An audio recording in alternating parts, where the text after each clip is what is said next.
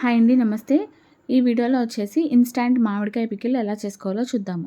ఈ ఊరగాయకి 1 table spoon ఆవాలు, half table spoon మెంతులు వేసి ఫ్రై చేసి చల్లారిన తర్వాత మిక్సీ పట్టి పక్కన పెట్టుకోవాలి. ఇప్పుడు ప్యాన్‌లోకి 1.5 కప్పు వరకు ఆయిల్ వేసుకోండి. అందులోకి 1.5 టేబుల్ స్పూన్ ఆవాలు, 1 టేబుల్ స్పూన్ మెంతులు, 6, 7 ఎండుమిర్చి, ఒక 20 వరకు తెల్లగడ్డ, కొద్దిగా ఇంగువ వేసి ఫ్రై చేసి గుప్పెడు కరివేపాకు వేసుకోండి. లేకపోతే కూడా స్కిప్ చేసేయచ్చు. వేసి ఒకసారి బాగా మిక్స్ చేయండి. మిక్స్ చేసిన తర్వాత పోపు వేగిపోయిన తర్వాత స్టవ్ ఆఫ్ చేసి పక్కన పెట్టేసేయండి. ఆ పోపు మొత్తం కూడా మనకు బాగా చల్లారిపోవాలి. ఇప్పుడు ఇక్కడ నేను 3 మామిడికాయలు తీసుకొని కట్ చేసుకున్నాను చిన్న ముక్కలుగా.